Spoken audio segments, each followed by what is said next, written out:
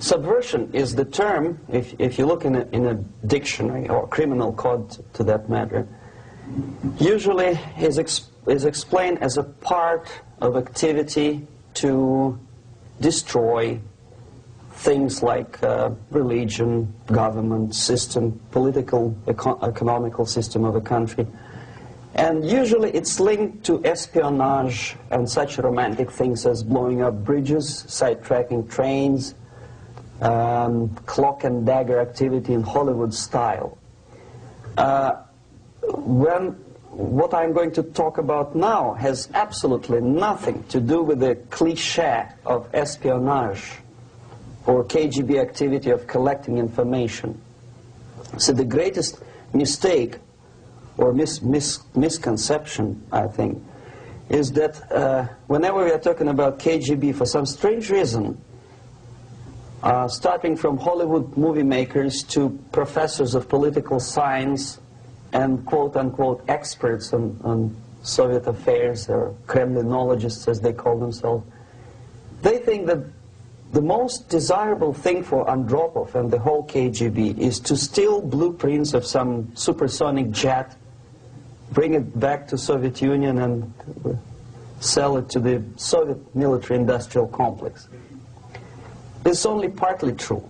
If we take the whole time, money, and manpower that the Soviet Union and KGB in particular spends outside of USSR border, we will discover, of course there are no official statistics unlike with CIA or FBI, that the espionage as such occupies only 10 to 15% of money, time, and manpower. 15% of the activity of KGB.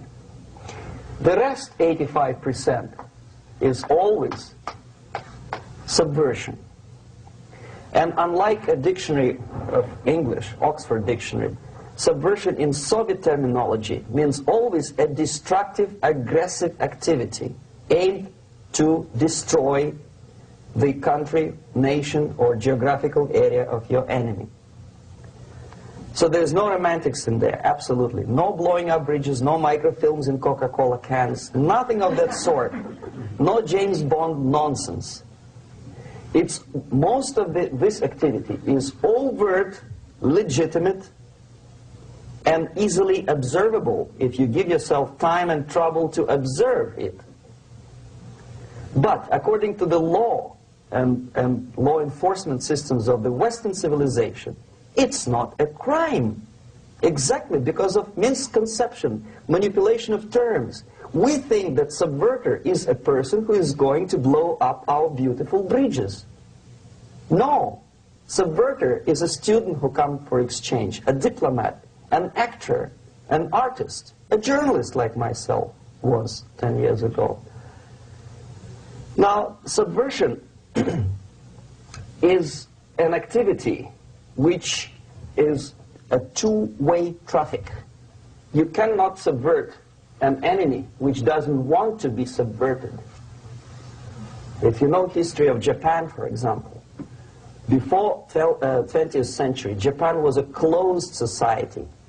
The moment a foreign boat comes to the shores of Japan, the Imperial Japanese Army politely tells them to get lost. And if American salesman comes to the shore of Japan, let's say 60 or 70 years from now back, and says, oh, I have a very beautiful vacuum cleaner for you, with the good financing, he says, please leave us, we don't need your vacuum cleaner. If they don't leave, they shoot them to preserve their culture, ideology, traditions, values intact. You were not able to subvert Japan. You cannot subvert Soviet Union because the borders are closed. The media is censored by the government. The population is controlled by the KGB and internal police. With all the beautiful glossy pictures of Time magazine and Magazine America, which is published by the American embassy in Moscow, you cannot subvert Soviet citizens because the magazine never reaches Soviet citizens. It's collected from the newsstands and thrown to garbage can. Subversion can be only successful when the initiator, the actor, the agent of subversion has a responsive target. It's a two-way traffic. United States is a receptive target of subversion. There is no response similar to that one from United States to the Soviet Union. It stops halfway somewhere. It never reaches here. The theory of subversion goes all the way back 2,500 years ago. The first human being who formulated the tactics of subversion was a Chinese philosopher by the name of Sun Tzu.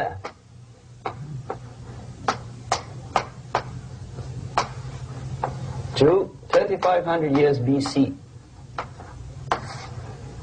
He was an advisor for several imperial courts in ancient China. And he said, after long meditation, that to implement state policy in a warlike manner, it's the most counterproductive, barbaric, and inefficient to fight on a battlefield. You know that war is continuation of state policy, right? So if you want successfully to implement your state policy, and you start fighting, this is the most idiotic way to do it. The highest art of warfare is not to fight at all, but to subvert anything of value in the country of your enemy, until such time that the perception of reality of your enemy is screwed up to such an extent that he does not perceive you as an enemy, and that your system, your civilization, and your ambitions look to your enemy as an alternative, if not desirable, then at least feasible. Better red than dead. That's the ultimate purpose, the final stage of subversion, after which you can simply take your enemy without a single shot being fired, if the subversion is successful. This is basically what subversion is. As you see, not a single mentioning of blowing up bridges. Of course, Sun Tzu didn't know about blowing up bridges. Maybe there were not that many bridges at that time. But the basics of subversion is being taught to every student of KGB school in USSR and to officers of military academies. I'm not sure if the same author is included in the list of reading for American officers, to say nothing about ordinary students of political science. I had difficulty to find the translation of Sun Tzu in the library of a university in Toronto and later on here in Los Angeles. But it's a book which is not available. It is forced to every student in USSR. Every student who is taught to be dealing further in his future career with foreigners. What subversion is? Basically, it consists of 4 periods, time-wise. If we start from here and go this way, time, right? This is the beginning point. The first stage of subversion is the process which is called, basically, demoralization. It says for itself what it is.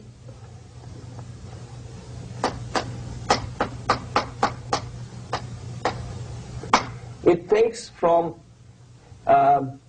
say, 15 to 20 years to demoralize a society. Why 15 or 20 years? This is the time sufficient to educate one generation of students or children. One generation, one lifetime span of a person, a human being, which is dedicated to study, to shaping up the outlook, ideology, personality. No more, no less.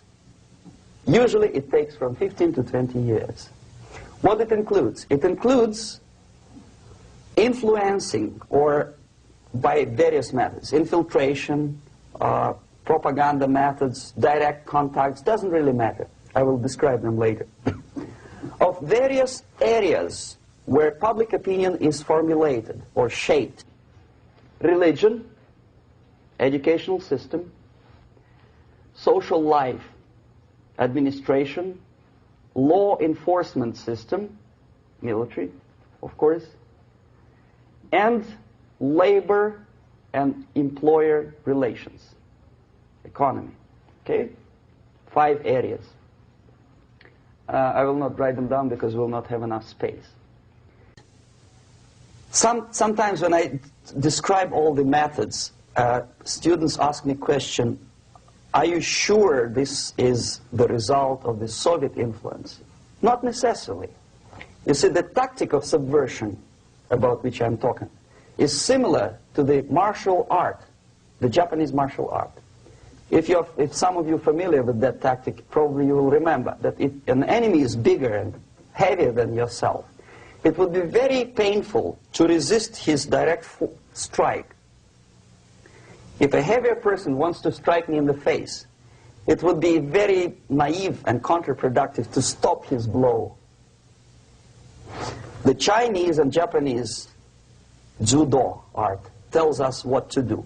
First to avoid the strike, then to grab the fist and continue his movement in the direction where it was before, right? Until the enemy crashes in the wall.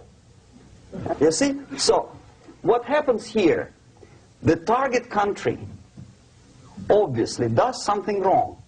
If it's a free democratic society, there are many different movements within the society. There obviously, in every society, there are people who are against this society. They may be simple criminals, ideologically in disagreement with the state policy, conscientious enemies, simply psychotic personalities who are against anything, right? And finally, there are a small group of agents of a foreign nation, bought, subverted, recruited, right? The moment all these movements will be directed in one direction, right? This is the time to catch that movement and to continue it until the movement forces the whole society into collapse, into crisis, right? So that's exactly the martial art tactic. We don't stop an enemy. We let him go. We help him to go in the direction we want them to go. Okay? So, on the stage of demoralization, obviously there are tendencies in each society, in each country, which are going to opposite direction from the basic moral values and principles. To take advantage of these movements, to capitalize on them, is the main purpose of the originator of subversion. So we have religion, we have education, we have social life, we have power structure, we have labor relations, unions, and finally we have law and order. 1, 2, 3, 4, 5, 6. Okay? These are the areas of application of subversion. What it means exactly? In case of religion, destroy it, ridicule it, replace it with various sects, cults, which bring people's attention, faith, whether it is naive, primitive, doesn't really matter. As long as the basically accepted religious dogma is being slowly eroded and taken away from the supreme purpose of religion, to keep people in touch with the supreme being, that serves the purpose. Therefore, replace it, accepted, respected religious organizations with fake organizations. Distract people's attention from the real faith and attract them to various different faiths. Education. Distract them from learning something which is constructive, pragmatic, efficient. Instead of mathematics, physics, foreign languages, chemistry, teach them history of urban warfare, natural food, home economy, your sexuality, anything, as long as it takes you away, okay, Social life. Replace traditionally established institutions and organizations with fake organizations. Take away the initiative from people. Take away the responsibility from naturally established links between individuals, group of individuals, and society at large, and replace them with artificially, bureaucratically controlled bodies. Instead of social life and friendship between neighbors, establish social workers institutions. People who are on payroll of whom? Society? No. Bureaucracy. The main concern of social workers is not your family, not you, not social relations between groups of people. The main concern is to get the paycheck from the government. What will be the result of their social work doesn't really matter. They can develop all kind of concepts to show to the government and to the people that they're useful. Okay, away from the natural links, power structure. Okay, the natural bodies of administration, which are traditionally either elected by people at large or appointed by elected leaders of society, are being actively substituted by artificial bodies. The bodies of people, groups of people, whom nobody elected. Never. As a matter of fact, most of the people don't like them at all, and yet they exist. One of such group is media. Who elected them? How come they have so much power? Almost monopolistic power on your mind. They can rape your mind. But who elected them? How come they have a nerve to decide what is good and what is bad for the elected by you, president, and his administration? Who the hell are they? Spiro Agnew, who was hated by the liberal left, called them a bunch of enfeebled snobs. And that's exactly what they are. They think they know. They don't. The level of mediocrity. In a big establishment like New York Times, Los Angeles Times, major television network, you don't have to be excellent journalist.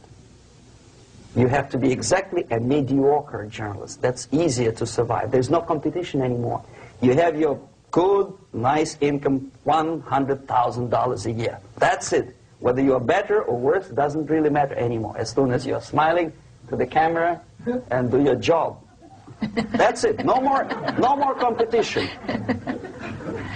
Power structure slowly is eroded by the bodies and groups of people who do not have neither qualification nor the will of people to keep them in power, and yet they do have power. Okay. Together with that, there is another process. Law enforcement, law and order organization and structure is being eroded. For the last 20, 25 years, if you see old movies and new movies, you can see that in new movies, a policeman, an officer of the United States Army looks dumb, angry, psychotic, paranoid. A criminal looks nice, kind of, well, he smokes hash and shoots the whatever drug, but basically he's a nice human being. He's creative. And he's unproductive only because society oppresses him. Whereby a general of Pentagon is always, by definition, a dumb, a war maniac. A policeman is a pig, rude policeman. He abuses his power. You know? A generality, generalization like that. The hatred, the mistrust to the people who are supposed to protect you and enforce law and order. Moral relativity. The Angelo Buono process lasted 2 years in Los Angeles. Relativity. The Angelo Buono process lasted 2 years in Los Angeles. And yet there are still some lawyers who say, look, he's a nice character, as a matter of fact. There was some witness who said, also a criminal, who said, well, he's a nice guy. I asked him one day to burn a house of my enemy, and he wouldn't do it. He's a nice fellow. Erosion. A slow substitution of basic moral principles, whereby a criminal is not a criminal, actually. He's a defendant. Even if his guilt is proven, there is still a doubt to kill or not to kill, to be or not to be. Thou shalt not kill, yes, but this line may not necessarily be applicable to a murderer. Thou shalt not murder, that should be the presumption, not that thou shalt not kill. Okay, labor relations. At this stage, within 15 to 20 years, we destroy the traditionally established links of bargaining between employer and employee. The classical Marxist-Leninist theory of natural exchange of goods. Person A has 5 sacks of grain and person B has 5 pairs of shoes. And the natural exchange without money is when they bargain between each other. And only with the introduction of the third force, C, an entirely third foreign stranger who says, no, don't give him 5 sacks of grain, give it to me, and you give me your 5 pairs of shoes, and I will distribute it accordingly, so that the economy will go. This is the death of natural exchange, death of natural bargaining. Well, trade unions were established 100 years ago. The objective was to improve working conditions and to protect the rights of workers from those employers who were abusing their right because they had more money. Objectively, at that time, initially, the trade union movement did work. What we see now is that the bargaining process is no longer resulting in the compromise, which is leading objectively to betterment of working conditions and increase of salary. What we see is that after each prolonged strike, the workers lose. Even if they have 10% increase of their salaries, they cannot catch up due to inflation and due to missed time. More than that, millions of people suffer from that strike because economy now is interdependent. It's intertwined like one body. If previously steel workers, say 100 years ago, could strike and nobody would suffer, now it's impossible anymore. If a garbage collector strikes today, the rest of the multi-million city is stinking. I mean, there's no more service. In Quebec, for example, we had the electricians who were on strike in the middle of winter. You can freeze your bottom, and they still were on strike. Did they catch up with the salary? No, they lost. Who benefited? The leaders of trade unions. What is the motivation for strike? Improving of workers' condition? No, obviously it's not. Then what is it?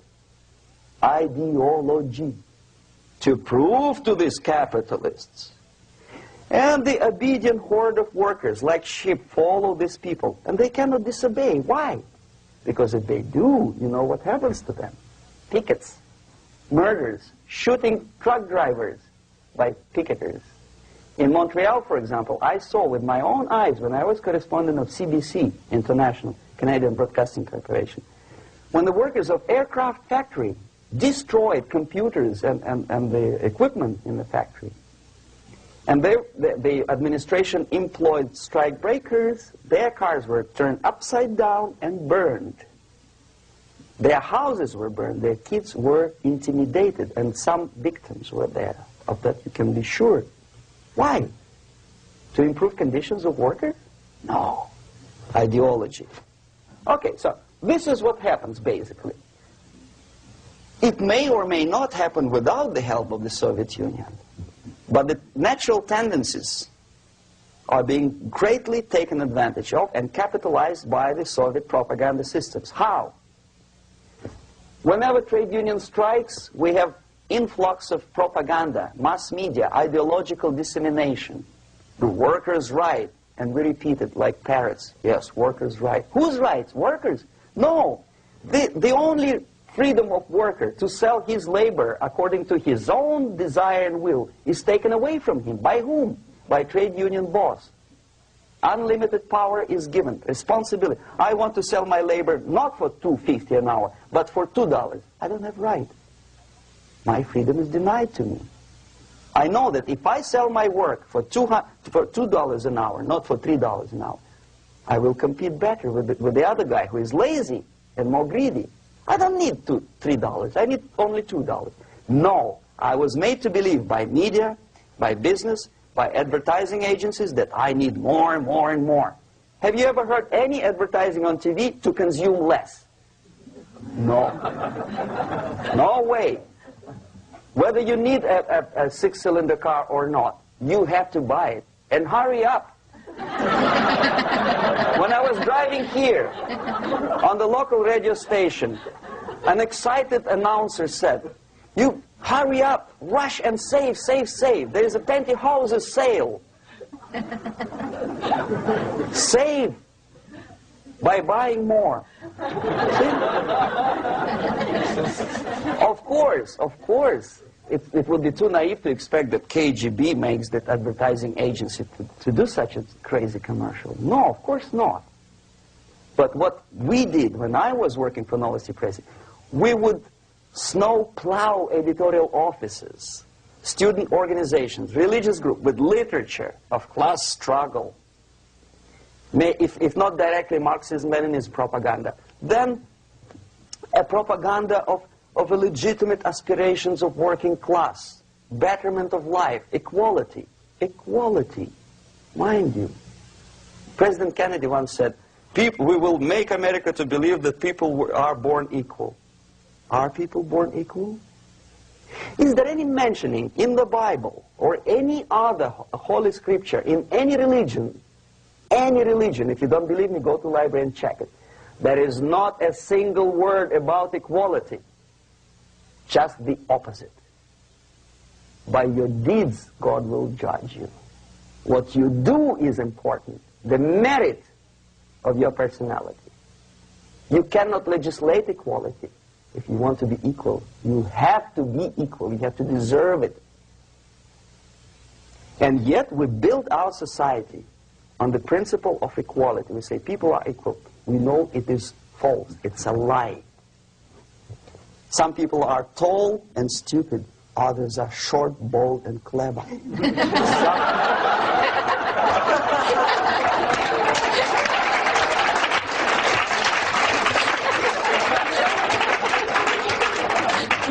If we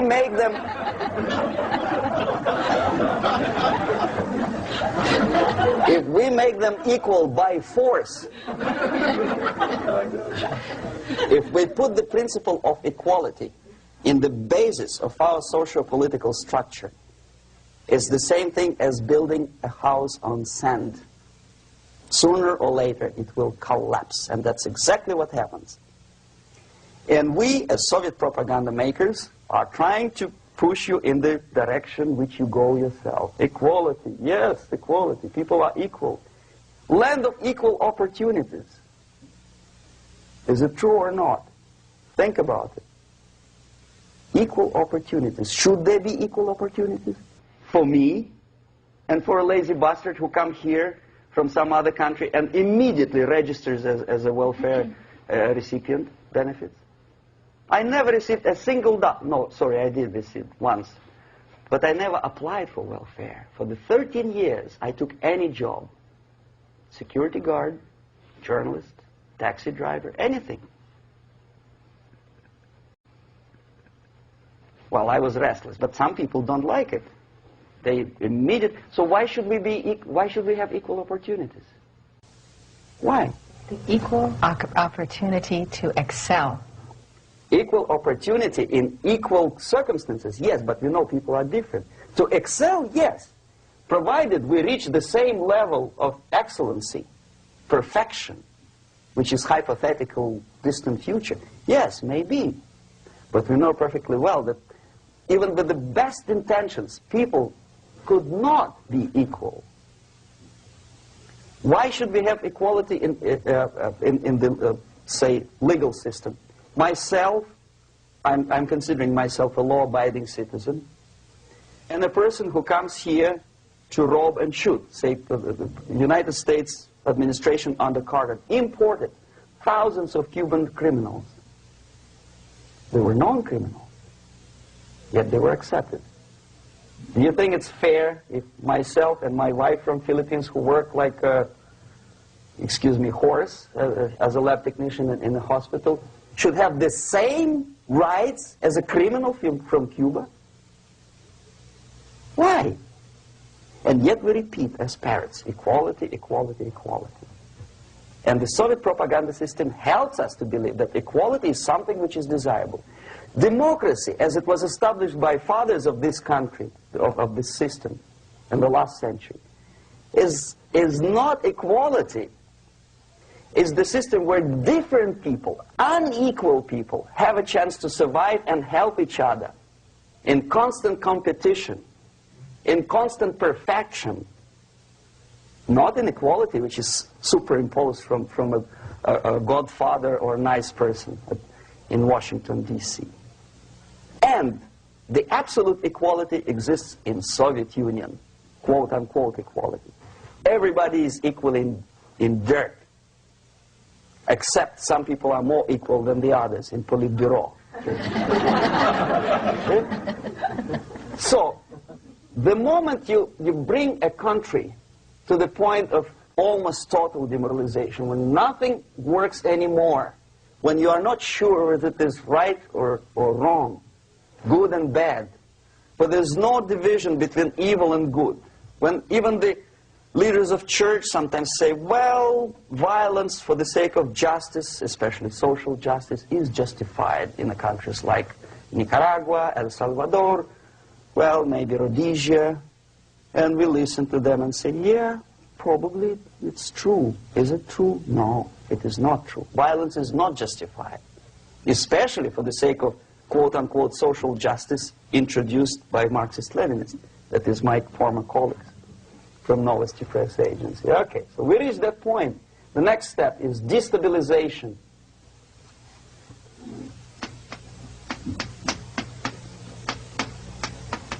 Again, this word says for itself what it is. To destabilize all the relations, all the accepted institutions and organizations in a country of your enemy.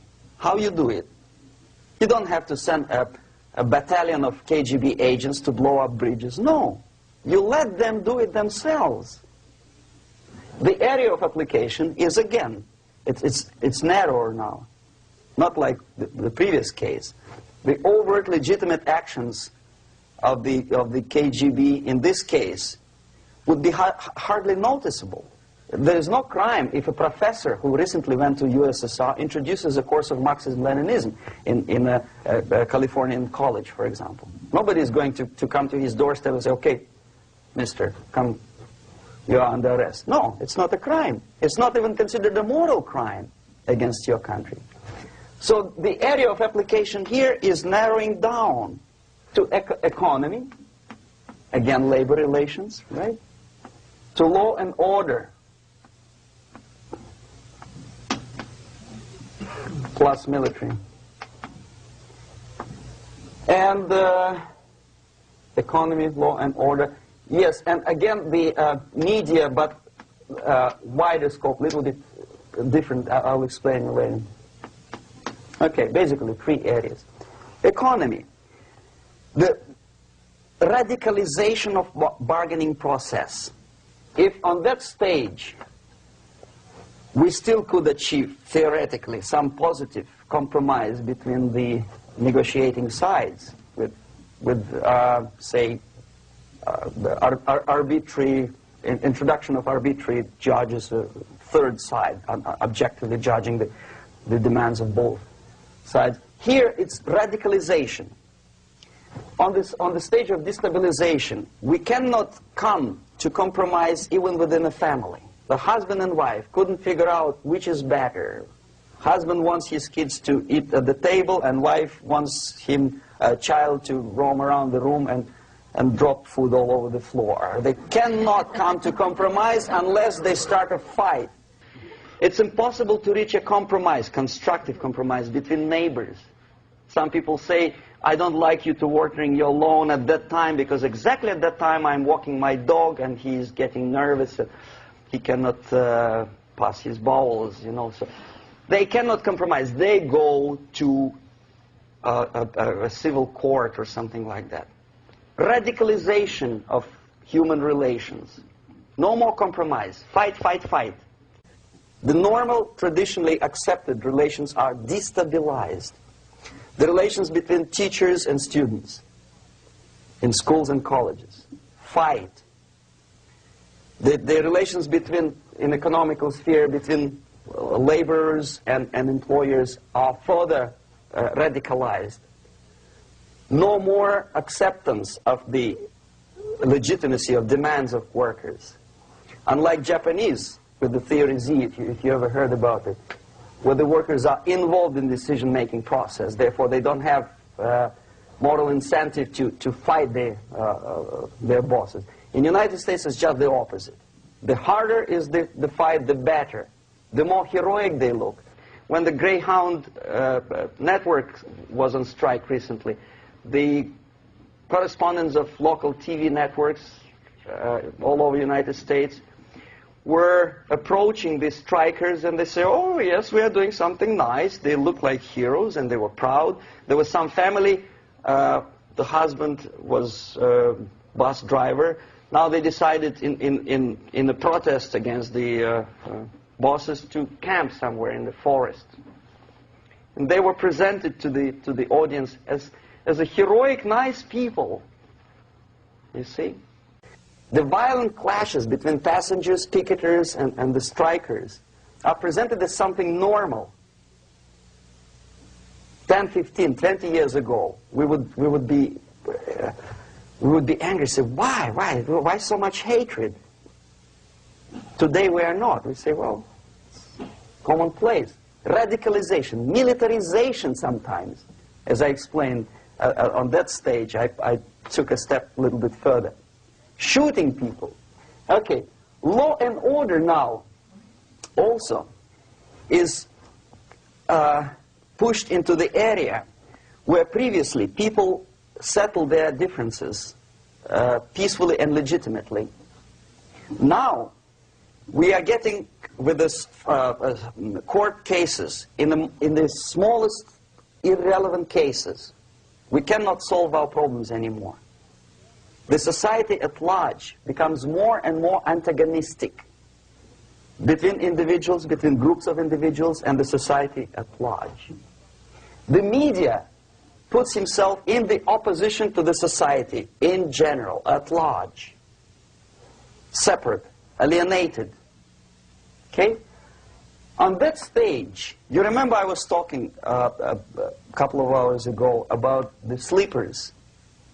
That's when the students from, say, United States, if they are trained in Lumumba University, or developing nations, that's the students I was dealing with, are being sent back from the Soviet Union here.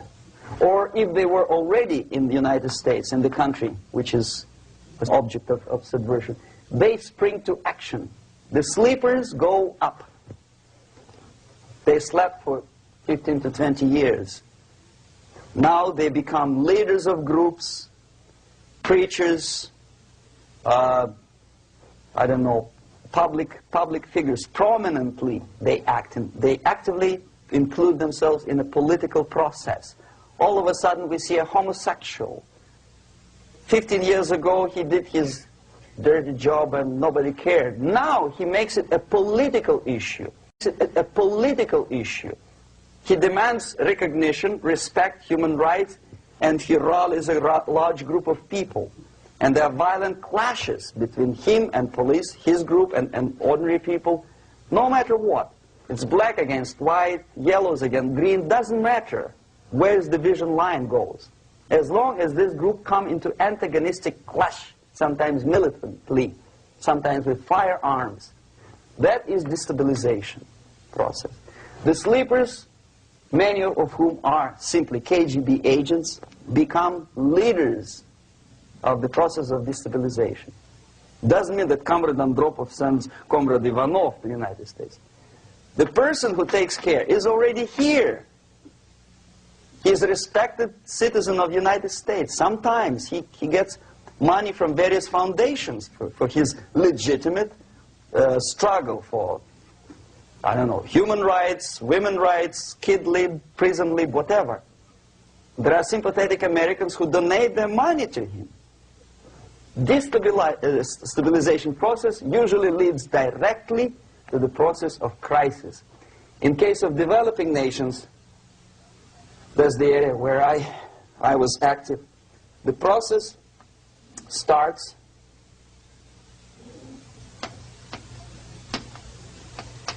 when the legitimate bodies of power, the social structure collapse. It cannot function anymore. So instead, we have artificial body injected into society, such as non-elected committees. You remember I was talking about them here. Social workers who are not elected by people, media who are self-appointed rulers of your opinion, some strange groups which claim that they know how to lead society forward.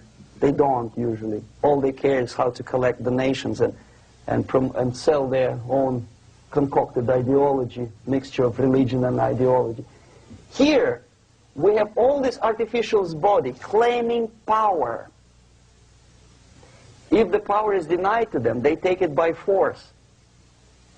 In case of Iran, for example, all of a sudden we have revolutionary committees. What kind of revolution? There was no revolution yet, and yet they had the committees.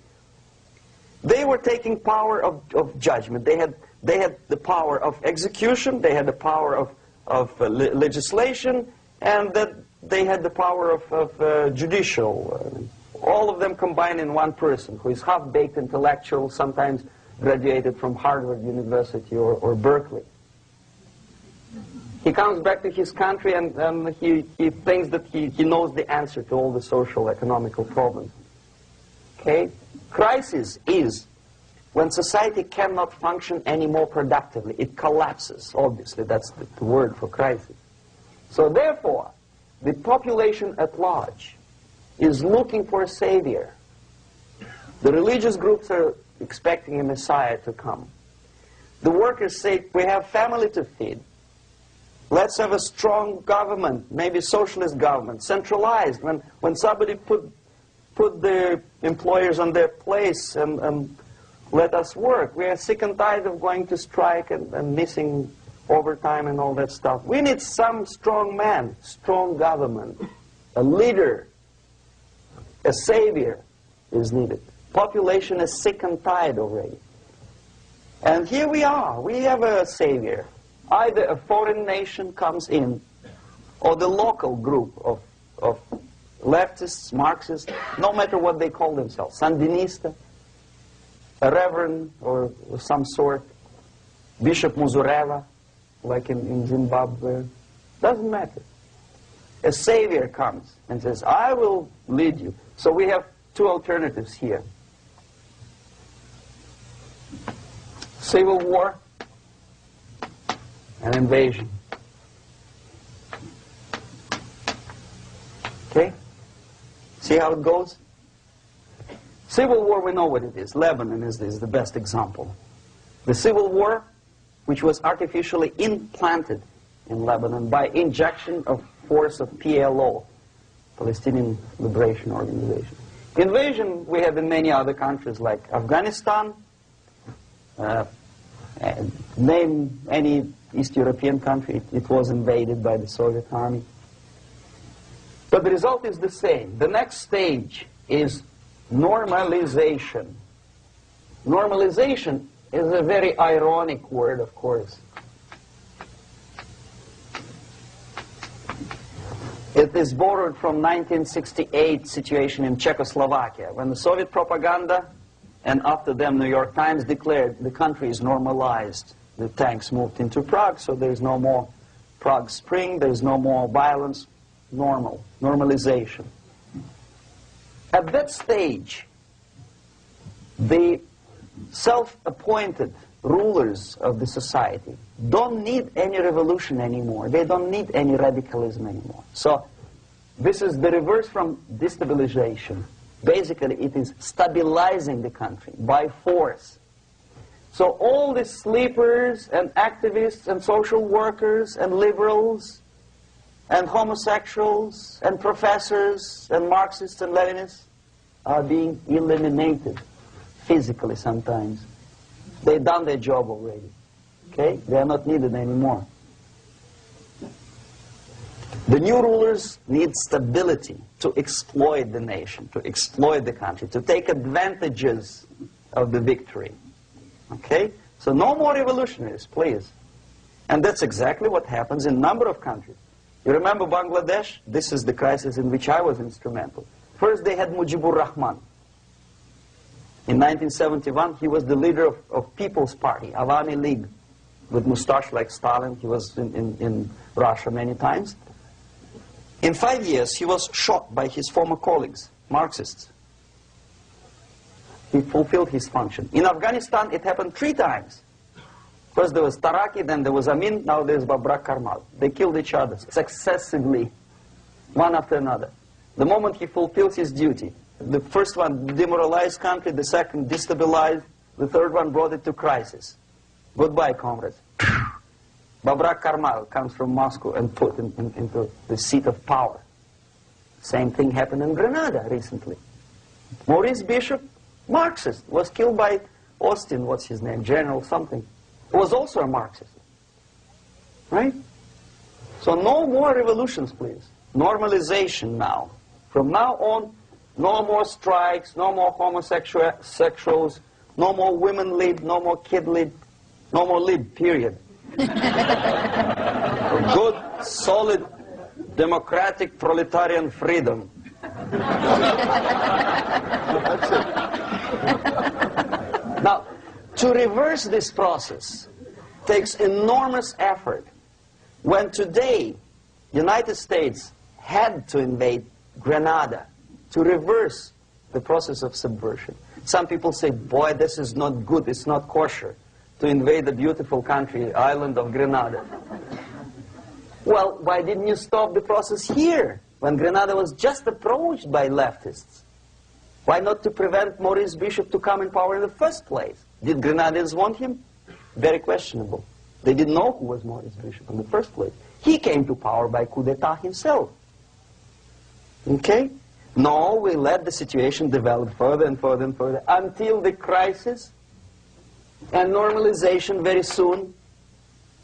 And then the United States decided to invade country, discovering that the country was absolutely a military base for the Soviet Union. Of course it's a drastic measure. Of course it's a pity that Marine Corps had to lose, what, 17 lives. Very bad. Why not to stop the process before it comes to crisis? Oh no, intellectuals will not let you. It's interference into domestic affairs. They're very careful not to let American administration to interfere in domestic affairs of Latin American countries. They don't mind Soviet Union interfere in these affairs. Okay. So to reverse this process, from here, it takes only and always military force. No other force on earth can reverse this process at this point. At this point, it does not take military invasion of the United States Army. It takes strong action, like in Chile, a CIA covert involvement to prevent the savior from outside to come into power and to stabilize country before it erupts into civil war. Country before it erupts into civil war. Okay? Support the right-wing conservative forces. By money, by crooks or love, doesn't matter. Stabilize the country. Don't let the crisis develop into civil war or invasion. Oh no, your liberals will say it's against the law. The Congress will not appropriate money for covert actions of CIA. Why not? Should we wait till the normalization come and Soviet tanks land in Los Angeles airport? Now, at that point, at the point of destabilization, also the process could be reversed. Again, easily than this. No CIA involvement at this point. You know what it takes here? Restriction of some liberties for small groups which are self-declared enemies of the society. As simple as that. Oh no, the media and liberals will tell you this is against the American Constitution. How can we by force deny the civil rights to criminals, for example. It's not good. Okay? So we allow them to. Okay, if you allow the criminals to have civil rights, go on and bring the country to the crisis. This is a bloodless way to do. Curb the rights. I mean, not to put them in prison. No, I'm not talking about putting all the gays from San Francisco in the concentration camp. Do not allow them to take political force. Do not elect them to the seats of power, whether it is municipality level, state level, or federal level. It has to be beaten in the heads of American voters that a person like that in the seats of power is an enemy. Do not be afraid of this word. It is an enemy. If he is not an enemy here, he will be here. Later on, he will be shot, of course. But at this point, he is an enemy. Okay? You are doing great service by denying him a right to capitalize on his own crazy ideas and become a powerful man, a man who uses the seat of power. Restriction of certain freedoms and permissiveness at that point would prevent sliding into crisis and probably will return the process of destabilization. To curb unlimited power, monopolistic power of trade unions, here, at that point, would save economy from collapsing. To introduce a law to stop private companies of raping public opinion's mind in the direction of consumerism. No company must have a right to force you into buying more unless you want it. There must be a law. You want to advertise your car? Okay. But not a single mentioning of buying it now and saving money. It must be against the law to force people to consume more. Self-restraint. Previously, before this process started, the self-restraint was a business of church, religion. Because our preachers, the fathers of church, would tell us, material values are good, but it's not the prime function of human being. Because you have to live with something. Obviously, the design for our life is not to consume more deodorants. There must be something greater. If such a complicated instrument as human body was created, obviously there must be some higher purpose for that. And it's very easy to avoid destabilization by denying the greedy companies one little freedom, one little liberty, forcing you into turning yourself into processors of unwanted products and goods. They turn you into machines, like the worm who there's inlet and outlet. So, and how long an average appliance lasts these days? Less than a year. Why? Where's workmanship? Well, we want you to buy more. Okay. Destabilization process could be easily overcome if, as I say, the society, by its own will or after persuasion by the leaders, will come to the idea of self-restraint. It's so hard we want to consume more, but you have to. Unless you will come to this stage, when, as we say in Russia, if Sahara Desert ever becomes a communist state, there will be shortage of sand. So you have to curb your... You have to curb your expectations at this point before it's too late. But no, we don't want to do it. Demoralization process. Again, it's the easiest thing to reverse. First of all, by restricting import of propaganda. The easiest thing to do. Unlimited, unrestrained import of Soviet literature, Soviet journalists. Giving Soviet propaganda and ideological agitators equal time on American TV network. It has to be stopped. And it's easy. They won't be offended, mind you.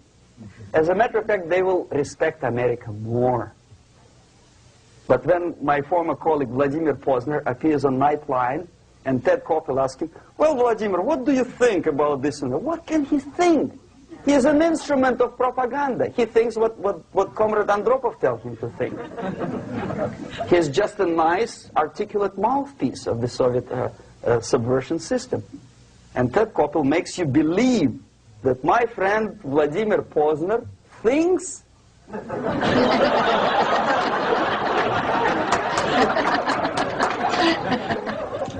the process of demoralization may not have started at all if at that point the country, which is a recipient of subversion, actively, not violently, but actively, prevents importation of foreign ideology.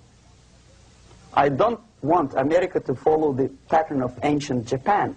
You don't have to shoot every foreigner when it approaches the sacred borders of the United States.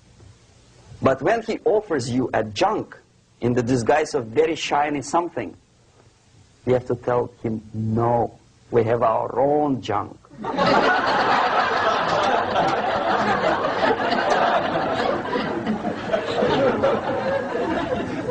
If at that point the society is strong, brave, and conscientious enough to stop importation of ideas which are foreign, then the whole chain of events could be prevented. Recently I've been to the Philippines, and I was shocked how in big cities like Manila, children listen to deafening music. A melodious nation with long traditions of good, nice ethnic music, introduced by Spanish long time ago, maybe 2 centuries, 3 centuries ago, I don't remember how long. All of a sudden listen to musical garbage, blasting their radios at full blast, at full volume. Why? In India, I spent many years watching the reactions of Indians walking out of movie theaters after seeing Hollywood production. They couldn't figure out why Americans are so wasteful. They smash their cars, their shiny cars, every 5 minutes. How come they shoot each other for $500,000? Is it true that they're so obsessed with sex? Can you imagine showing a movie where each 5 minutes there's a copulation on the screen to a country like India with long tradition of respect to these private matters, or to Pakistan? And United States expect these people to respect you? No way. Oh yes, they will see the movie, they'll pay 5 rupees to see that garbage, but they walk out and will tell their kids, don't respect Americans, don't be like Americans. See? So, the process of demoralization could be stopped right here, both as an expert and as an import. And that takes one step, one very important thing to do. You don't have to expel all the KGB agents from Washington, D.C. The most difficult and at the same time the simplest answer to the subversion is to start it here and even before, by bringing back the society to religion, something that you cannot touch and eat and put on yourself, but something that rules society and makes it move and preserve it. A Soviet scientist, Shafarevich, who has nothing to do with religion, he is a computer scientist, did a very intensive research on the history of socialist countries. He calls socialist or communist any country with a centralized economy and a pyramidal style of power structure.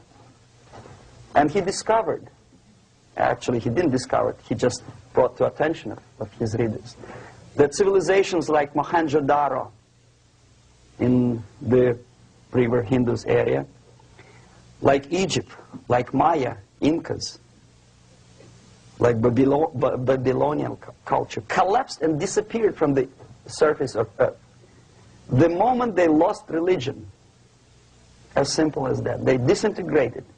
Nobody remembers about them anymore. Well, distantly. So,